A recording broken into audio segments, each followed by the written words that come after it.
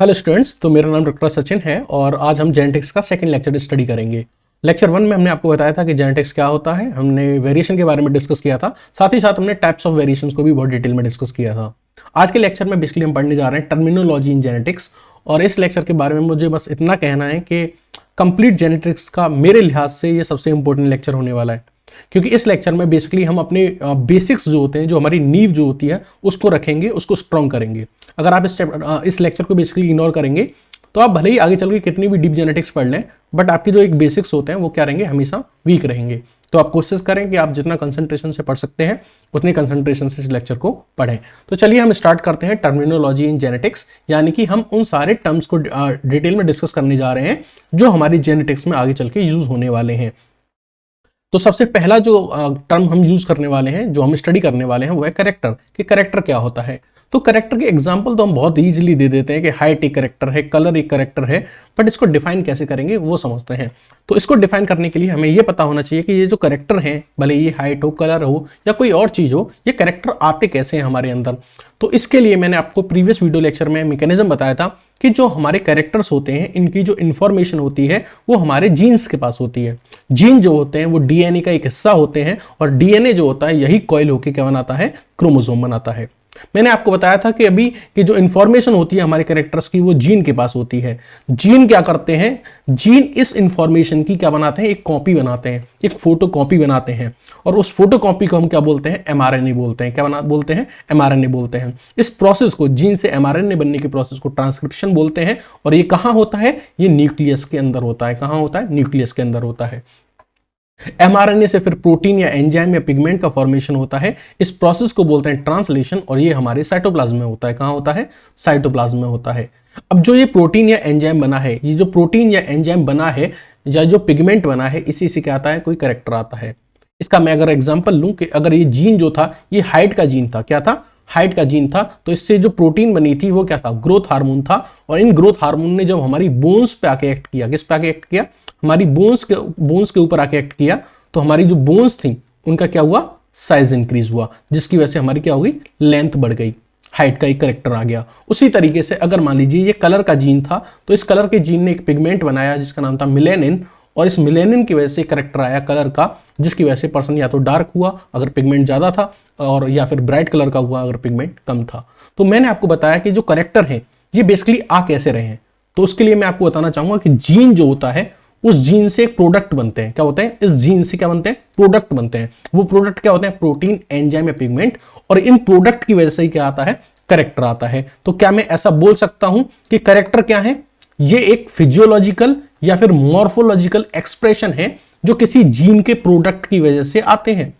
आई repeat again, character क्या है, they are physiological और मॉर्फोलॉजिकल एक्सप्रेशन है जो जीन के प्रोडक्ट की वजह से आते हैं। इसको प्रूव करते हैं, ये जीन था, ये जीन के प्रोडक्ट थे, और इस जीन के प्रोडक्ट की वजह से क्या आया, करेक्टर आया।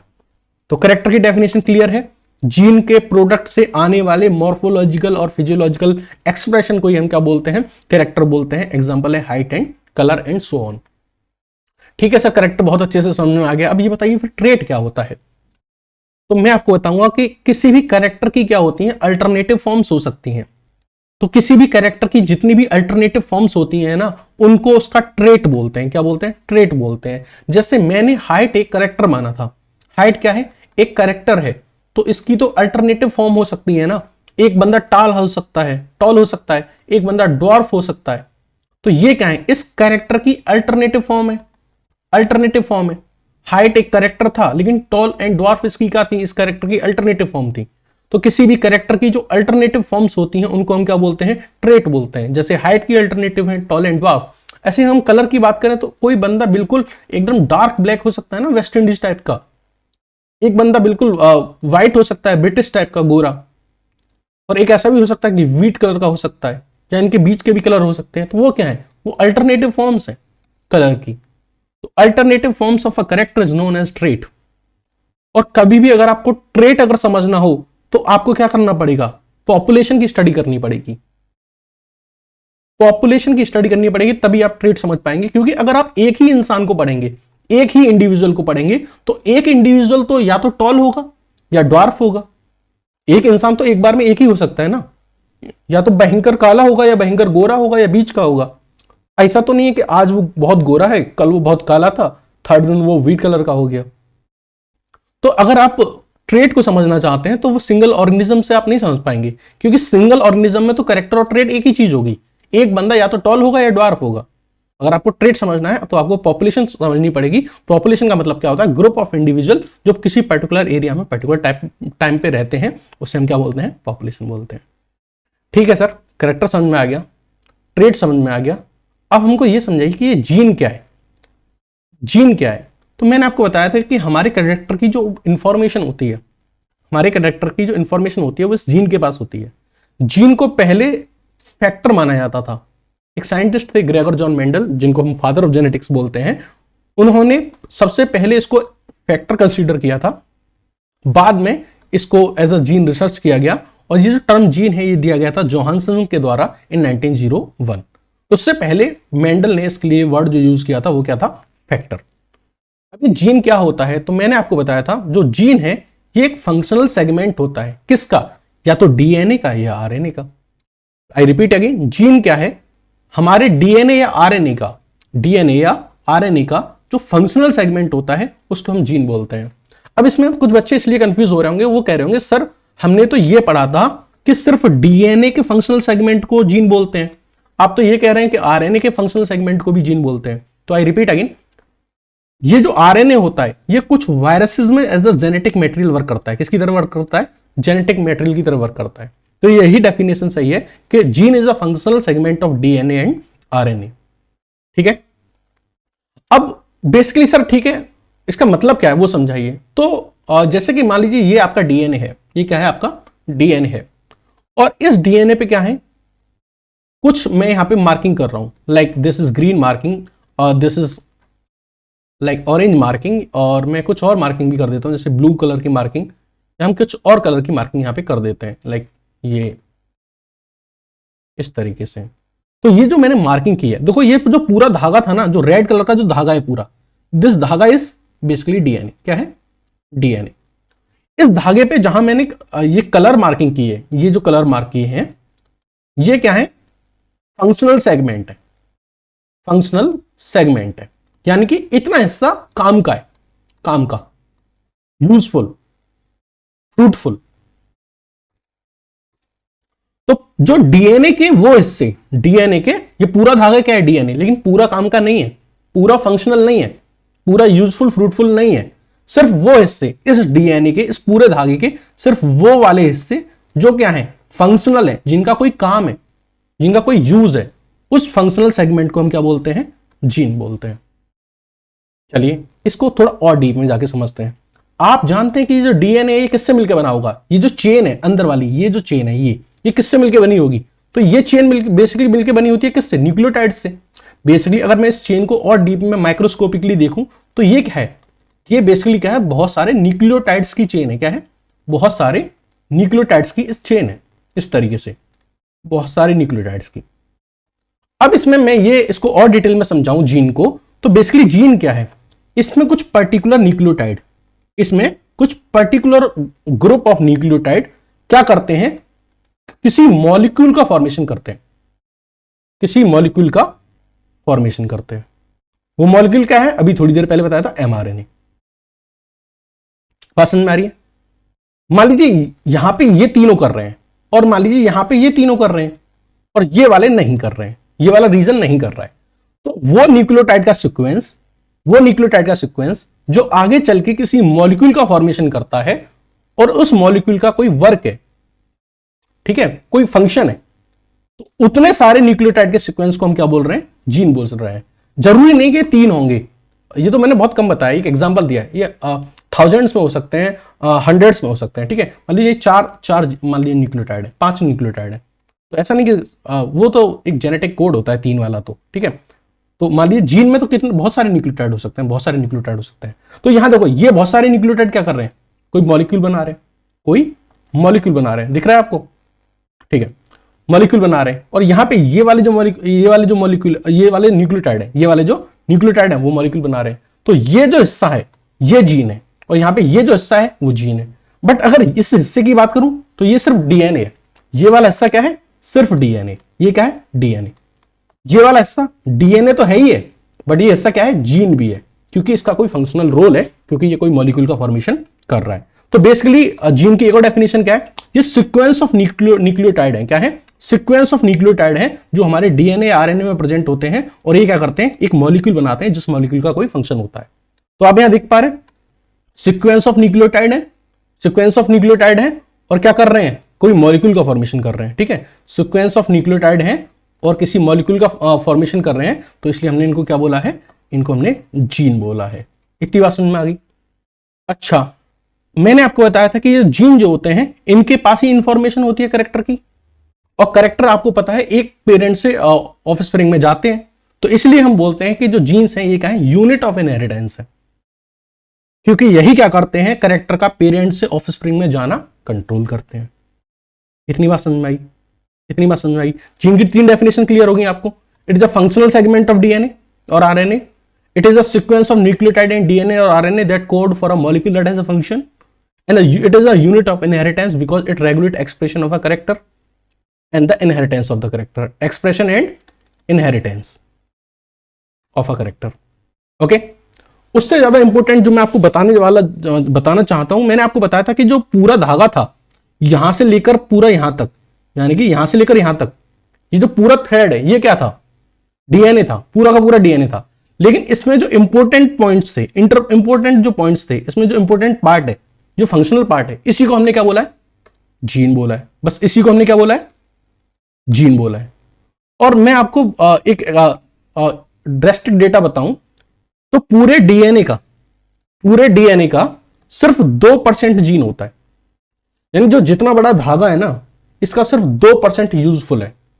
इस पूरे धागे के सिर्फ 2% पार्ट में जीन है, बाकी 98% जो पार्ट है वो सिर्फ डीएनए है, वो जीन नहीं है। बात समझ में आ रही है? यानी कि 98% वाला जो पार्ट है वो ये वाला पार्ट है जो किसी मॉलिक्यूल को कोड नहीं कर रहा है। इतनी बात समझ में आई? ओके, मैं आपको एक और चीज थोड़ा और डिटेल में जानना चाहूंगा, अगर आपको परेशानी ना हो तो। ये वाला जो हिस्सा था ये डीएनए भी था और जीन भी था। ठीक है, ये वाला हिस्सा सिर्फ और सिर्फ डीएनए है, क्योंकि इसका कोई फंक्शन नहीं है। ये वाला हिस्सा अगेन डीएनए भी है और जीन भी है।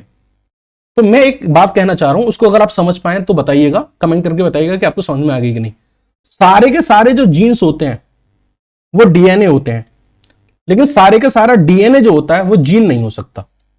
आई रिपीट अगेन, अगर आपको समझ में आ गई हो तो कमेंट सेक्शन जरूर बताना कि सारे के सारे जो जीन्स होते हैं वो डीएनए होते हैं, लेकिन सारे का सारा जो डीएनए है वो जीन नहीं हो सकता। क्योंकि अगर आप देख पा रहे हैं तो ये वाला जो हिस्सा है ये डीएनए तो है बट जीन नहीं है। तो ये जीन है तो डीएनए भी है, जीन है तो डीएनए भी है, लेकिन ये वाला जो हिस्सा है वो डीएनए तो है बट जीन नहीं है। तो all genes are DNA but all DNA are not genes. And on the complete DNA, on the complete thread of DNA, only 2% genes. Rest 98% is only DNA but not the gene. Okay, is it clear to you? आगे हम एक बात बताएंगे कि जो Morgan साहब थे एक साइंटिस्ट, उन्होंने सबसे पहले ये बताया था कि जो जीन्स होते हैं वो हमारे क्रोमोसोम पे क्या प्रेजेंट होते हैं? एक स्पेसिफिक लोकस पे प्रेजेंट होते हैं in linear fashion, in this way. ठीक है, और इसको हम बोलते हैं जीन थ्योरी ऑफ मॉर्गन। इतनी बात समझ में आई आपको? चलिए आगे बढ़ते हैं। अब हमको बेसिकली सिस्ट्रोन समझना है कि सिस्ट्रोन क्या होता है। तो उससे पहले मैं तुमको थोड़ा एक एग्जांपल बताना चाह रहा हूं कि मैं तुमको ये बताना चाह रहा हूं कि जीन क्रोमोसोम या sorry gene, DNA, chromosome, chromatin network, ठीक है, इन सब में क्या डिफरेंस होता है? ठीक है, तो इसको आप ऐसे समझिए कि लाइक आप एक पतंग उड़ा रहे हैं, ये पतंग का धागा है। ठीक है, ये आप खड़े हुए हैं और ये आप पतंग उड़ा रहे हैं, ये पतंग का क्या धागा है। ठीक है, ये पतंग है। ये जो पूरा धागा है ना, ये पूरा धागा एक डीएनए है। क्या है? डीएनए। समझ में आ गई? इस धागे पे जो इंपॉर्टेंट पार्ट है, इस धागे के जो इंपॉर्टेंट पॉइंट्स हैं, जिनका कोई फंक्शनल रोल है, क्या है? जिनका कोई फंक्शनल रोल है, उनको हमने जीन बोल दिया है। क्या बोल दिया? जीन बोल दिया। तो पूरा का पूरा धागा क्या है? डीएनए। और जो फंक्शनल सेगमेंट है वो क्या है, जीन। तो ये वाले क्या है, जीन भी है। डीएनए तो है ही है, जीन भी है। ओके, अब मान लीजिए आपने पतंग उड़ा ली, तो आप क्या करेंगे, उस धागे को वापस खींचेंगे इस तरीके से, और वो धागा जो होगा वो यहां पे इस तरीके से जमीन पे बिखर जाएगा, उलझा हुआ। इसको हम बोलेंगे क्रोमेटिन नेटवर्क। क्या बोलेंगे, क्रोमेटिन नेटवर्क। लेकिन क्योंकि पतंग तो तुम्हें दोबारा भी उड़ानी है, तो आप इस उलझे हुए धागे को, क्या करेंगे, कंडेंस करेंगे, प्रॉपर्ली तमीज से रखना चाहेंगे। तो फिर मैं क्या करूंगा, इसको कंडेंस करना चाहूंगा। तो मैंने क्या किया, इसको कंडेंस करना स्टार्ट किया। और जब हम इस क्रोमेटिन नेटवर्क की कंडेंसेशन करते हैं तो हमें क्या मिलता है, इस तरीके से क्रोमोसोम मिलता है। तो जब ये क्रोमेटिन नेटवर्क क्या होता है, प्रॉपर्ली कंडेंस होता है, तो ये क्या बनाता है, क्रोमोसोम। तो क्या आपको सारी चीजें क्लियर हुई। डीएनए ये पूरा थ्रेड था, इस थ्रेड पे जो इंपोर्टेंट पॉइंट्स थे जिनका कोई फंक्शनल रोल था वो जीन थे, और ये जो पूरा थ्रेड था जब ये इस तरीके से उलझा हुआ था तो हमने इसको क्रोमेटिन नेटवर्क कहा, और जब ये एक प्रॉपर्ली ऑर्गेनाइज्ड हुआ तो हमने इसको क्या कहा, क्रोमोसोम कहा। तो होपफुली ये सारे टर्म आपको एकदम क्या है, क्लियर है। अब मैं आपको एक चीज और बताने वाला हूं, एक नया टर्म और इंट्रोड्यूस हुआ है, सिस्ट्रोन। सिस्ट्रोन क्या होता है, देखो बेसिकली मैंने आपको बताया था कि जीन जो होते हैं वो एमआरएनए बनाते हैं, और मैंने बताया था कि एमआरएनए से क्या बनती है, कोई प्रोटीन बनती है। इस प्रोटीन से क्या आता है, कोई कैरेक्टर आता है। तो जहां ये जीन पूरा यहां तक पहुंच जाए, प्रोटीन अगर ये जीन बना रहा है तो हम इसको क्या बोल रहे हैं, सिस्ट्रोन बोल रहे हैं। यानी कि पहले ये हिस्सा क्या था, पहले ये वाला हिस्सा क्या था, डीएनए था। फिर हमने इसको क्या बोला, जीन बोला, क्योंकि इसका कोई फंक्शनल रोल था, और फंक्शनल रोल में भी ये रोल था कि ये प्रोटीन बना रहा है, तो हमने इसको क्या बोल दिया, सिस्ट्रोन बोल दिया। क्या बना दिया, सिस्ट्रोन बोल दिया। यहीं पे एक एडजेसेंट दूसरा जीन है ये वाला, इसने क्या किया, एमआरएनए नहीं टीआरएनए बना दिया। क्या बना दिया, टीआरएनए बना दिया, या फिर दूसरा आरआरएनए बना दिया, या फिर इसने मान लीजिए कुछ रेगुलेटर पॉइंट बना दिए, रेगुलेटर चेक पॉइंट बना दिए, जिनको हम बोलते हैं ऑपरेटर या फिर टर्मिनेटर। आगे इनको आप डिटेल में पढ़ेंगे। यानी इसने एमआरएनए नहीं बनाया, एमआरएनए की जगह टीआरएनए, आरआरएनए, ऑपरेटर, टर्मिनेटर, यानी काम तो किया है, बट काम ये नहीं किया कि इसने प्रोटीन बनाई है। तो ये वाला जो हिस्सा है, ये वाला जो जीन है, इसको जीन बोलेंगे, लेकिन सिस्ट्रोन नहीं बोलेंगे। तो जीन और सिस्ट्रोन में डिफरेंस समझ में आ रहा है। सिस्ट्रोन वो जीन्स होते हैं जो आरएनए और प्रोटीन बनाए, प्रोटीन भी बनाए, प्रोटीन इज मस्ट।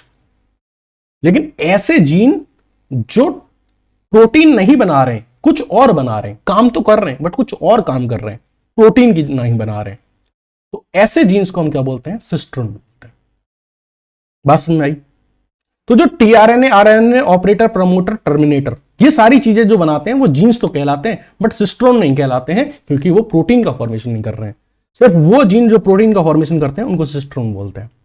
यहां मैं एक बहुत माइंड को ट्रिक करने वाली चीज बोलूंगा, वो आप समझ पाने के नहीं, बताइएगा।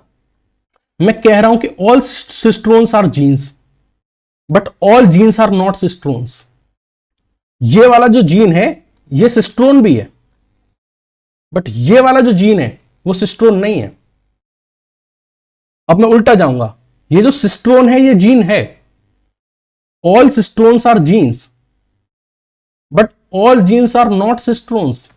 ये जीन तो है बट सिस्ट्रोन नहीं है, ये सिस्ट्रोन भी है लेकिन जीन भी है। तो all cistrons are genes but all genes are not cistrons. Clear है।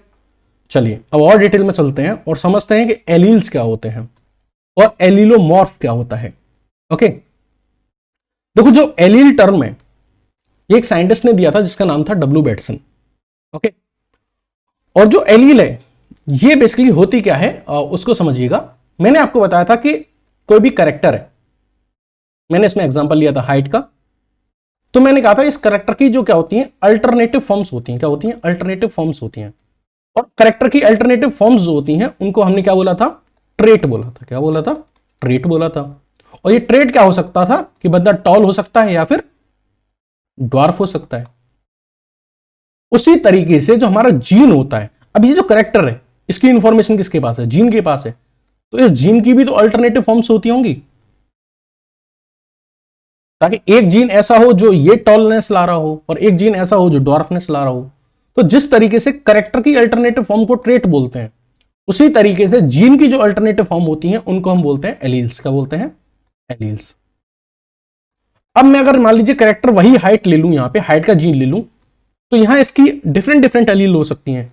टॉलनेस के लिए कैपिटल टी हो सकती है, ड्वार्फनेस के लिए यहां मैं आपको डी से शो कर रहा हूं, बट बेसिकली स्मॉल टी से रिप्रेजेंट करते हैं, क्योंकि एक साइंटिस्ट मॉर्गन नाम के कहे गए थे कि आपको एक कैपिटल लेटर से डिनोट करना है, दूसरा स्मॉल लेटर से। डोमिनेंट वाले को कैपिटल से और रिसेसिव वाले को स्मॉल से। डोमिनेंट रिसेसिव आगे बहुत डिटेल में डिस्कस करेंगे। तो यहां पे मैं आप कैपिटल डी मान लीजिए, मैं लिख दे रहा हूं, बट बेसिकली स्मॉल टी से रिप्रेजेंट करते हैं। तो मैंने आपको बताया करेक्टर की जो अल्टरनेटिव फॉर्म है उनको ट्रेट बोला, और ट्रेट क्या है? Tall and dwarf. उसी तरीके से जीन की जो अल्टरनेटिव फॉर्म है उनको हम एलील बोल रहे हैं, और यहां पे एलील क्या है? Capital D and capital D. Clear है यहां पे? तो इसको हम क्या बोल सकते हैं? It is a slightly different form of gene. It is a slightly different form of gene, या फिर jeans which code of a pair of contrasting correct traits. तो ये वो जीन्स हैं जो क्या कर रहे हैं? एक कॉन्ट्रास्टिंग ट्रेट को क्या कर रहे हैं? कोड कर रहे हैं। कॉन्ट्रास्टिंग ट्रेट क्या है? Tall and dwarf. एलील क्या है? Allele are contrasting traits. Alleles codes for the contrasting traits. ठीक है। अब आगे बहुत इंपॉर्टेंट बात है कि कंडीशन ऑफ एलील। कब हम दो जीन्स को एलील कहेंगे? कब हम कहेंगे कि ये जो कैपिटल टी है और ये जो स्मॉल टी है ये एलील है? एलील होने की क्राइटेरिया क्या है? तो एलील होने के दो बहुत ब्यूटीफुल क्राइटेरिया हैं। एक तो यह है कि हम दो जीन्स को एलील्स तभी कहेंगे जब वो किसी सेम कैरेक्टर से रिलेटेड हो। इसमें मेरा कहने का क्या मतलब है वो समझिएगा आप, कि अगर मान लीजिए एक ये कैपिटल टी है और कलर का जो जीन होता है उसको अगर मान लो मैं सी से रिप्रेजेंट कर रहा हूं, तो टी जीन और सी जीन कभी भी एलील नहीं हो सकते, क्योंकि ये टॉलनेस यानी हाइट का कैरेक्टर है को बिलोंग करता है, और ये कलर को बिलोंग करता है, यानी ये हाइट को बिलोंग कर रहा है, ये कलर को बिलोंग कर रहा है। तो ये दोनों एलील नहीं हो सकते। एलील तभी होंगे जब भी क्या कर रहे हो? एक सेम कैरेक्टर को डिनोट कर रहे हो। जैसे हाइट एक कैरेक्टर है, तो कैपिटल टी और स्मॉल टी, ये टॉल है, ये ड्वार्फ है, लेकिन दोनों किसको रिप्रेजेंट कर रहे हैं? एक ही कैरेक्टर को, और वो कैरेक्टर क्या है? हाइट। तो दो जीन्स को एलील तभी कहेंगे जब वो क्या कर रहे हो? एक सेम कैरेक्टर को रिप्रेजेंट कर रहे हो। साथ ही साथ जो एलील्स होते हैं वो कहां प्रेजेंट होने चाहिए? Homologous locus of homologous chromosome. हमारी बॉडी में जो क्रोमोसोम्स होते हैं वो हमेशा पेयर में पाए जाते हैं। ह्यूमन के अंदर 46 क्रोमोसोम होते हैं जो 23 पेयर में पाए जाते हैं। 23 पेयर में पाए जाते हैं, ठीक है, जोड़े में पाए जाते हैं, और उस जोड़े को हम क्या बोलते हैं? Homologous chromosome. इतनी बात समझ में आ रही है? तो मैं ये बताना चाह रहा हूं कि अगर दो जीन्स को एलील तभी कहेंगे, पहली बात तो वो सेम कैरेक्टर को रिप्रेजेंट करते हो, दूसरी बात वो होमोलोगस क्रोमोसोम पे एक ही आमने सामने प्रेजेंट हो, एक ही लोकस पे एक दूसरे के जस्ट सामने प्रेजेंट हो। Like this, here is capital T, here is capital D. ये दोनों जो जीन्स हैं ये एक सेम कैरेक्टर को रिप्रेजेंट कर रहे हैं। वो कैरेक्टर क्या है? हाइट। और ये दोनों एक दूसरे के कहां प्रेजेंट है? होमोलोगस पे, होमोलोगस लोकस पे प्रेजेंट है ऑफ द होमोलोगस क्रोमोसोम। इसलिए इन दोनों जीन्स को क्या बोला जाएगा? एलीलिक जीन बोला जाएगा। Is it clear to you? इसको और बेहतर समझने के लिए मान लीजिए हम एक और एग्जांपल ले लेते हैं। आपका जो कलर है उसको 5 जीन डिटरमाइन करते हैं। एक एग्जांपल ले लेते हैं, this is G1, this is G2 and this is G3 and G4।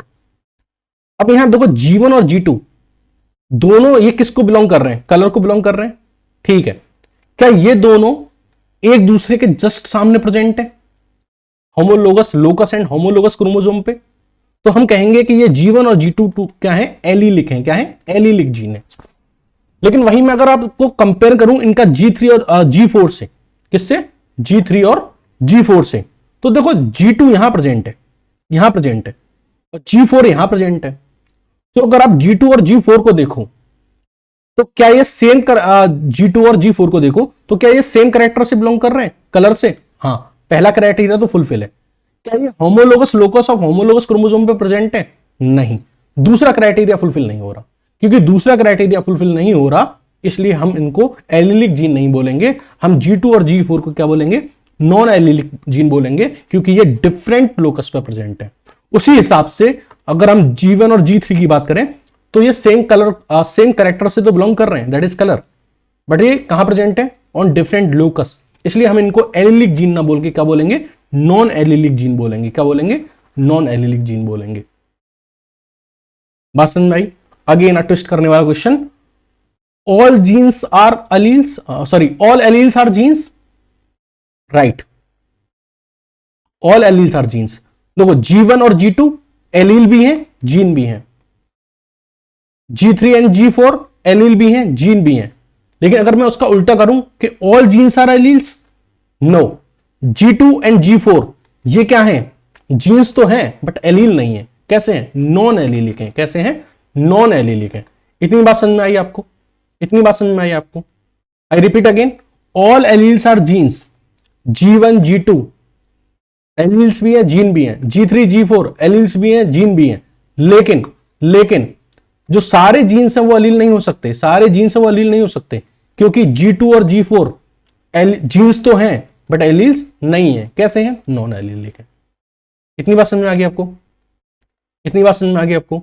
चलिए अब नेक्स्ट हम समझते हैं, जो मॉर्गन साहब थे उन्होंने क्या किया था कि जो जीन्स हैं या एलील्स हैं इनको रिप्रेजेंट करने के लिए सिंबल दे दिए थे। मैं आपको वही बात बता रहा था ना कि कैपिटल डी में यूज कर रहा हूं बट स्मॉल टी यूज करना चाहिए।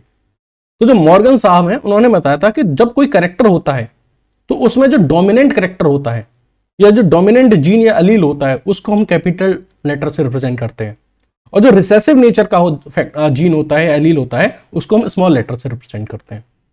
जैसे अगर हम हाइट में देखें तो हाइट में दो है हमारे पास, टॉलनेस और डॉर्फनेस। तो tallness is the dominant character and recessive is the dwarf character. तो टॉलनेस को हम कैपिटल टी से रिप्रेजेंट करेंगे और रिसेसिव को हम डी से नहीं, इसी के स्मॉल टी से रिप्रेजेंट करेंगे। So this was all about the character trait, gene, allele and the cistrone। ये वीडियो आपको कैसा लगा कमेंट सेक्शन में बताइएगा। Thank you and have a nice day.